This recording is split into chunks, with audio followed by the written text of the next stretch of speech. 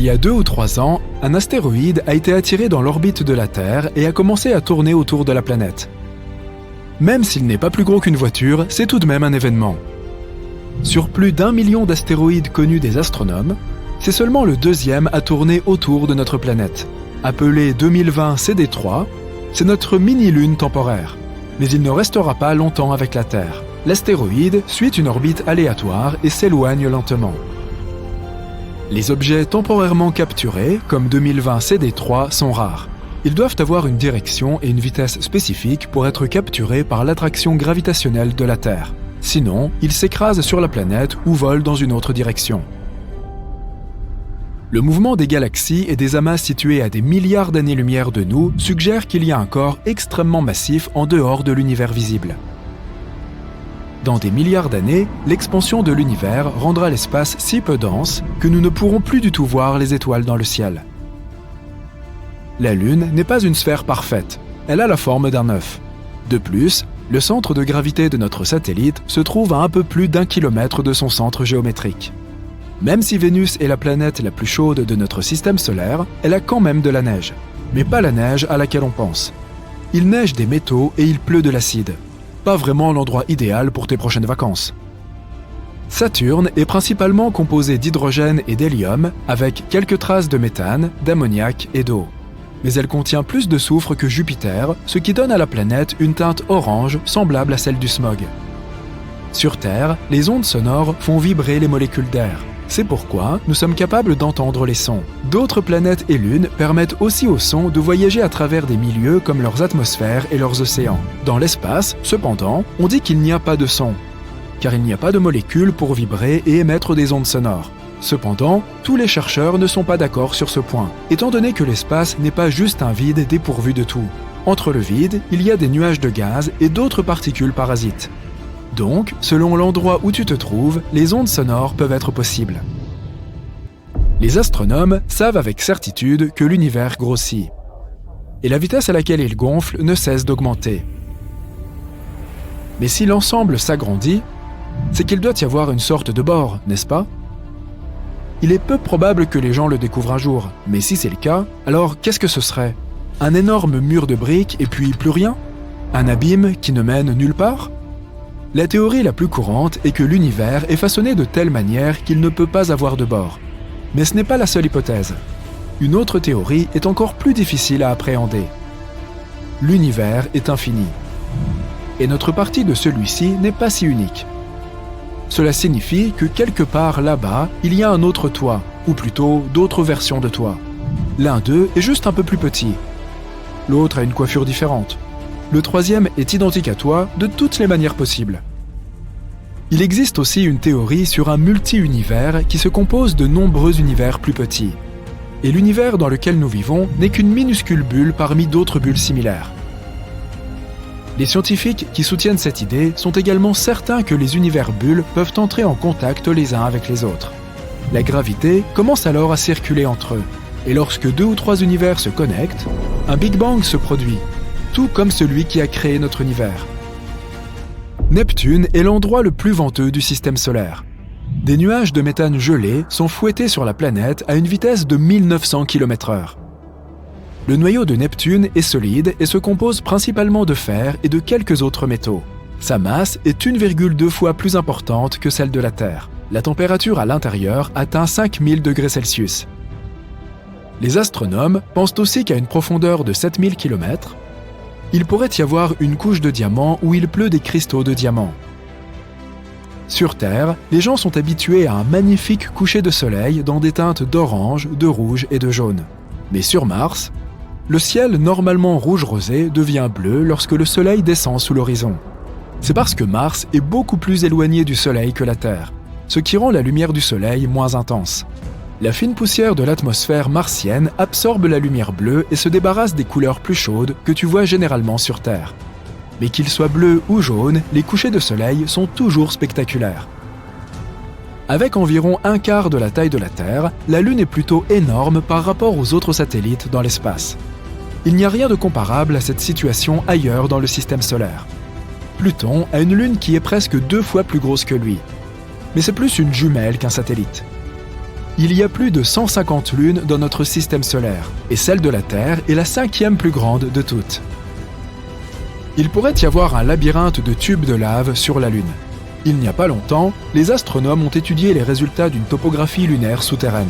Ils ont découvert une grotte massive sous la surface du satellite. Longue d'environ 50 km et large de 100 km, la grotte est probablement le résultat d'une activité volcanique vieille de 3 milliards d'années.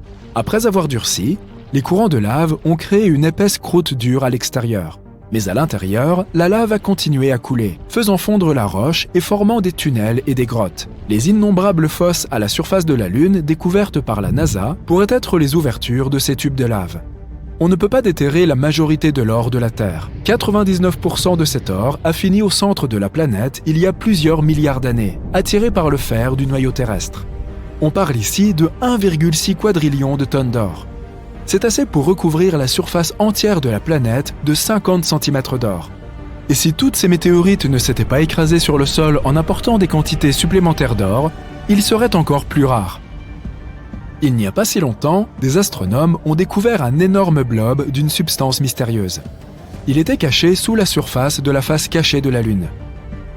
Sa masse était la même que celle d'un tas de métal 5 fois plus grand que la grande île d'Hawaï. L'objet énigmatique se trouve à près de 300 km sous un énorme cratère qui est apparu sur la surface lunaire il y a des milliards d'années. Le blob a probablement quelque chose à voir avec une super collision. Il pourrait s'agir du noyau métallique de l'objet qui a frappé la Lune à l'époque.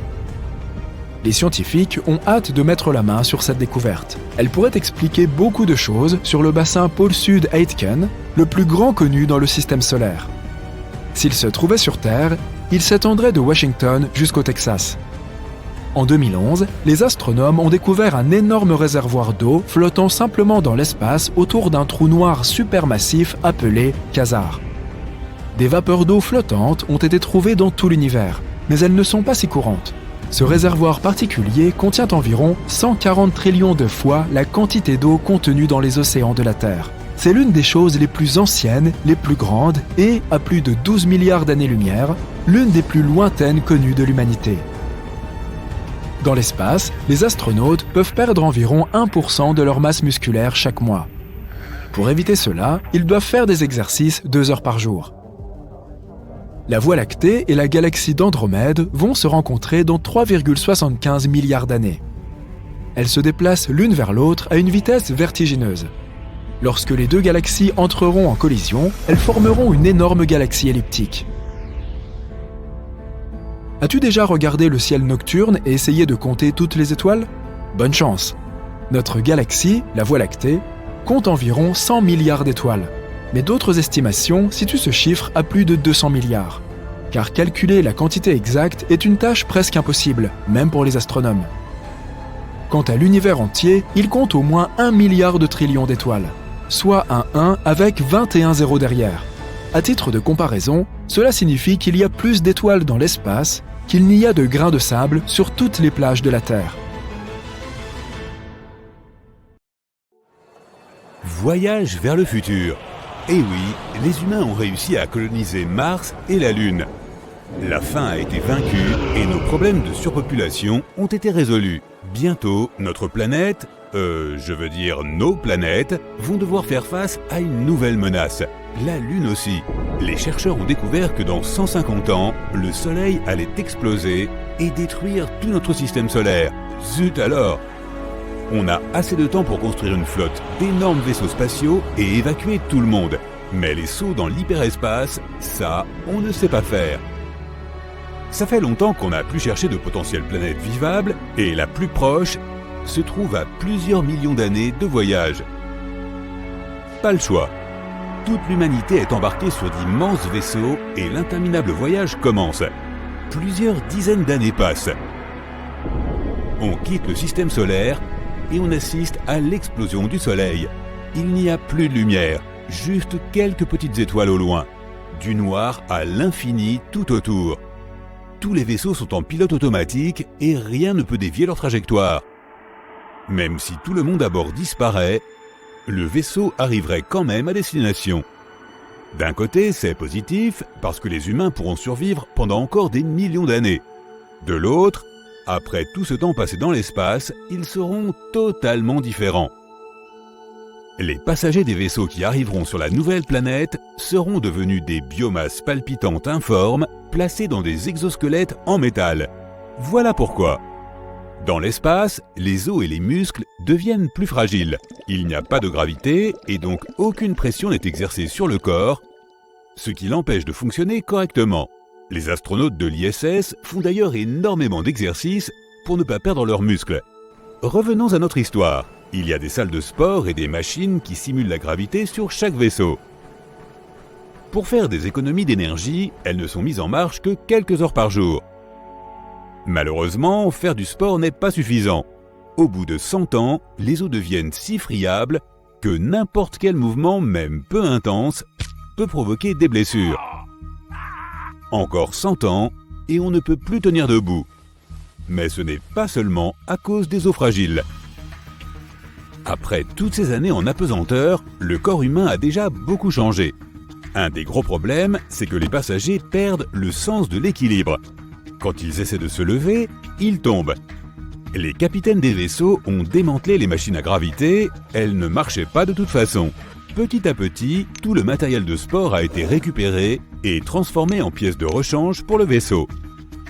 Le manque de gravité n'a pas seulement affaibli les passagers, il les a aussi rendus plus grands.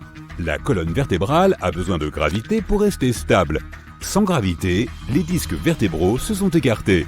Les humains commencent à ressembler à des jouets gonflables. On distribue à tous les passagers des bras et des jambes mécaniques. On les enfile et c'est parti. Bidouiller le moteur, nettoyer les chambres, évacuer les ordures dans l'espace, soulever un objet, tout ça est impossible sans les bras et les jambes mécaniques. Plus le temps passe, plus les passagers deviennent impuissants. Par chance, les combinaisons mécaniques deviennent de plus en plus performantes. Depuis l'explosion du Soleil, la vue des humains a pris un sacré coup. Dans les vaisseaux, une lumière artificielle qui répand de la vitamine D remplace la lumière du Soleil. Le manque général de lumière fait dilater les pupilles des passagers. Au bout de quelques centaines d'années, leur vue commence vraiment à baisser.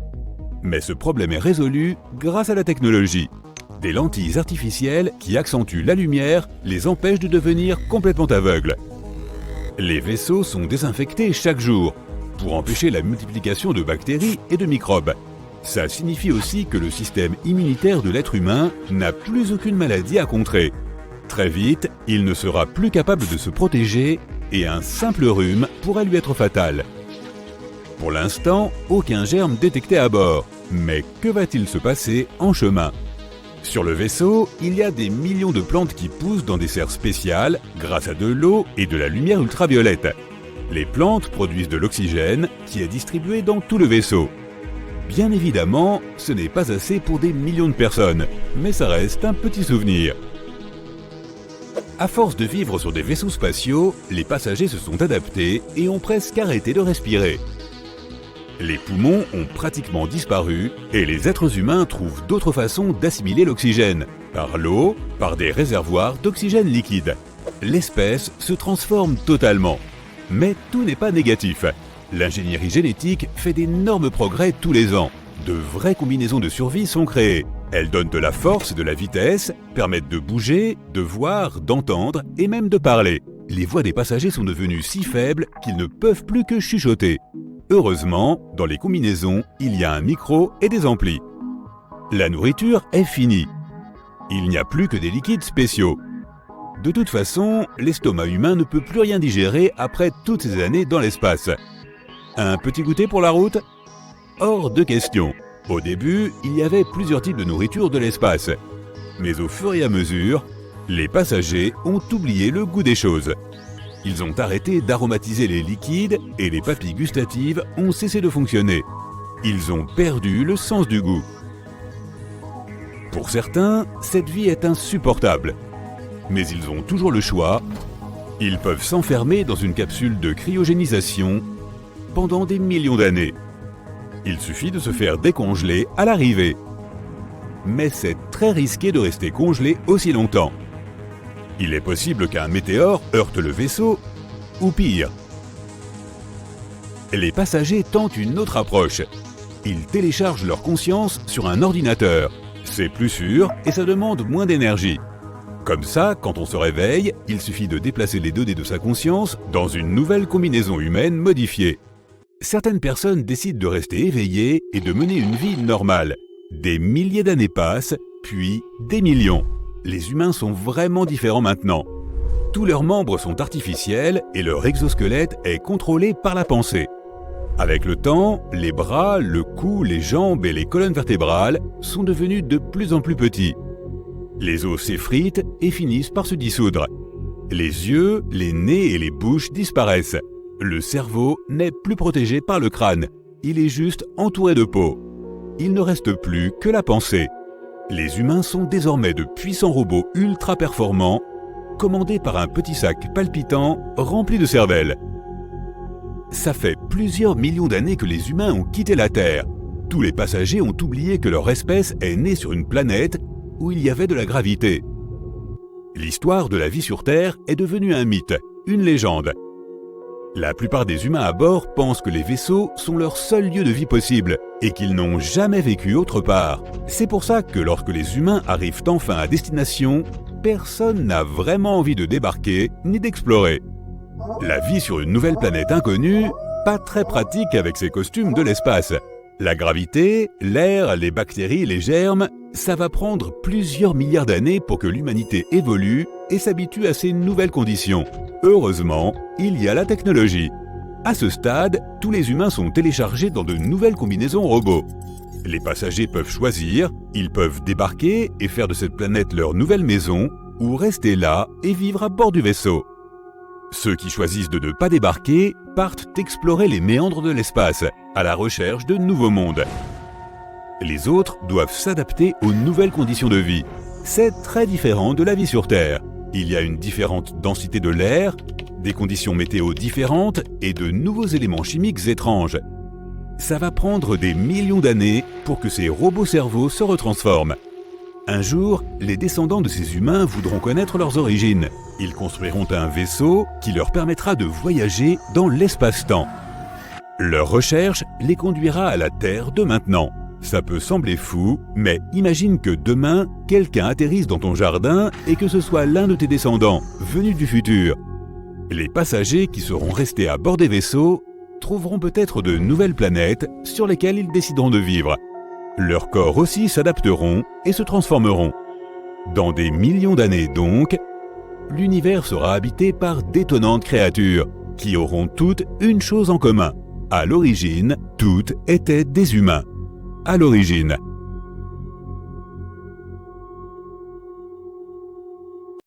Tu attends ton pain à l'ail qui cuit au four. En regardant les étoiles par la fenêtre de ta cuisine, tu te demandes « Pourrais-tu envoyer du pain à l'ail dans l'espace ?» Et plus important encore, pourrais-tu encore le manger s'il revenait? Des questions cruciales. Habituellement, quand il s'agit de pain à l'ail, il n'y a qu'une chose dont les gens se soucient. Faut-il ou non mettre du fromage dessus? Miam! Ce goût d'ail appétissant combiné au pain croustillant et chaud. Bon, concentrons-nous. Comment allons-nous envoyer ce pain dans l'espace? Étant donné que la première navette spatiale de la NASA a coûté environ 49 milliards de dollars, ils ne nous permettront sans doute pas d'emprunter un vaisseau spatial pour la journée. Ils doivent avoir des choses plus importantes à faire. Oui, c'est difficile à croire que certaines personnes ne prennent pas le pain à l'ail aussi sérieusement que le reste d'entre nous. Mais ne t'inquiète pas, tout ce dont nous avons besoin, c'est d'un ballon. Non, pas le genre de ballon que tu as l'habitude de voir dans ces fêtes où tu es entouré de pizzas, de hamburgers, de hot dogs et de gâteaux. Je crois que j'ai un problème avec le pain. Quoi qu'il en soit, le type de ballon dont nous avons besoin est un ballon météo. Il est conçu pour atteindre des altitudes élevées jusqu'à 38 km. Il transporte des instruments au-delà de notre atmosphère pour nous renvoyer des informations sur la température, l'humidité, la vitesse du vent et la pression atmosphérique. Un météorologue français a commencé à faire des expériences avec eux en 1896 et son travail a conduit à la découverte de la stratosphère. On peut se demander s'il aurait été fier de son ballon qui fonctionne désormais comme un service de taxi extraterrestre pour notre pain à l'ail. Peut-être pas, mais il serait certainement ravi de savoir que des centaines de personnes dans le monde entier libèrent aujourd'hui ces ballons pour leur propre expérience toutes les 12 heures. La plupart des organisations officielles estiment que l'espace commence officiellement à la ligne Kármán, complètement arbitraire, à 100 km au-dessus de nous. Envoyer du pain en orbite nécessiterait une vitesse de plusieurs dizaines de milliers de kilomètres à l'heure. Sans notre fusée de la NASA, qui voyage généralement à une vitesse de 27 000 km/h, nous ne pourrons pas conduire le pain aussi haut ou voyager à cette vitesse. Mais notre ballon nous fera quand même faire un tiers du chemin vers l'espace en nous amenant dans la zone connue sous le nom de bord de l'espace. Étant donné que l'atmosphère là-haut est si mince, environ 1% de la pression au niveau du sol, ce n'est vraiment pas un si mauvais substitut de l'espace réel pour ce test. Je n'ai jamais été à l'aise avec le fait d'être à plus de 100 km de mon dîner de toute façon.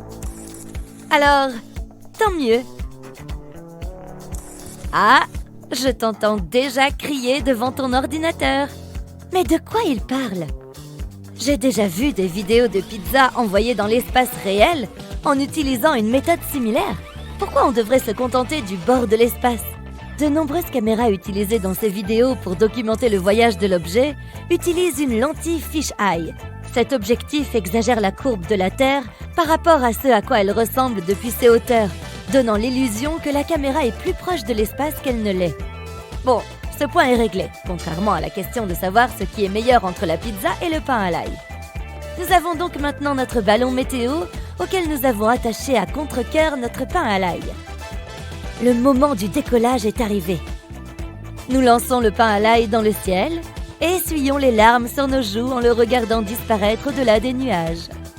Comparé à une fusée, le rythme de notre ballon pourrait aussi bien être celui d'une tortue, même s'il se déplace à une vitesse de plus de 300 mètres par minute.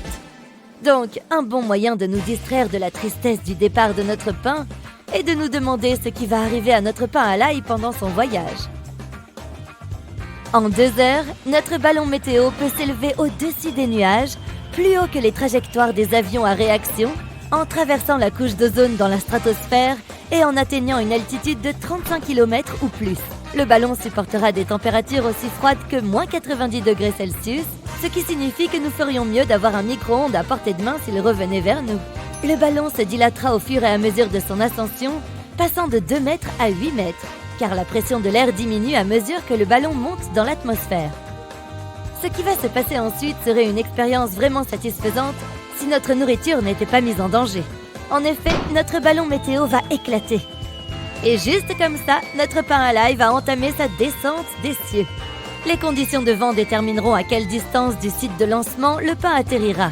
Mais on peut s'attendre à ce qu'il n'atterrisse pas à plus de 120 km. Comme c'est le cas pour les expériences avec les ballons météorologiques, un parachute est attaché à la cargaison, ce qui permettra d'assurer le retour du pain en toute sécurité et les retrouvailles avec son meilleur ami, mon estomac.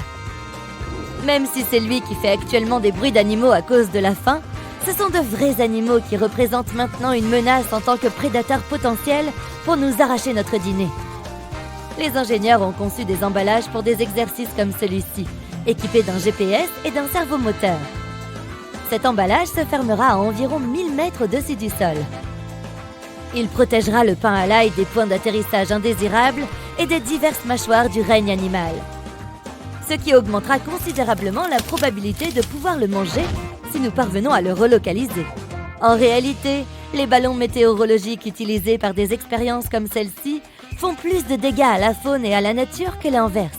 Les animaux marins comme les tortues confondent souvent les restes des ballons météo dans l'eau avec des méduses et les mangent en pensant qu'ils viennent de gagner un repas facile. Cela est dommageable pour ces animaux, car les composants de ces ballons météo contiennent du caoutchouc et de l'acide de batterie. Des arguments ont été avancés pour dire que les essais de ballons météorologiques sont en fin de compte une forme d'abandon de déchets. Si cette vidéo t'inspire à essayer d'envoyer de la nourriture dans l'espace à l'aide de ballons, garde ceci à l'esprit.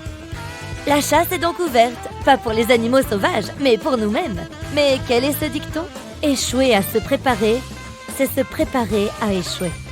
Se préparer à se passer de ce fantastique morceau de pain à l'ail que tu viens de lancer au bord de l'espace et que tu es maintenant en route pour récupérer? Non.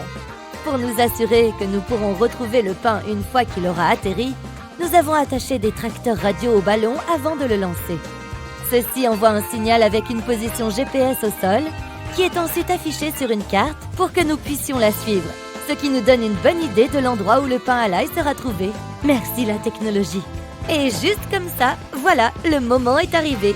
Nous avons retrouvé notre pain à l'ail intact. Et après quelques câlins passionnés et caresses affectueuses, nous sommes prêts à en prendre une bouchée. Alors, l'attente en valait-elle la peine? Quel est son goût? Et peux-tu le manger? Oui, tu peux. Mais qu'en est-il du goût?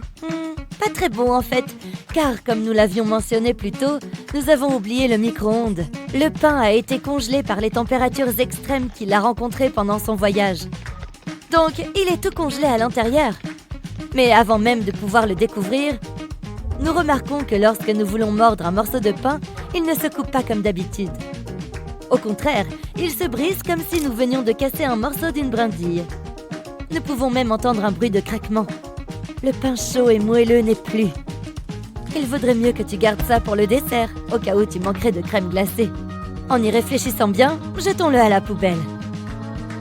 Quoi qu'il en soit, c'était plutôt sympa de pouvoir envoyer ce pain à l'ail au bord de l'espace et de pouvoir quand même finir par le manger, non? Avant de m'évanouir d'inanition, je vais aller au magasin pour en acheter d'autres, que je n'enverrai certainement pas dans l'espace. Pourquoi ne pas nous dire dans les commentaires s'il y a des aliments que tu aimerais envoyer dans l'espace pour les pimenter un peu avant de les manger?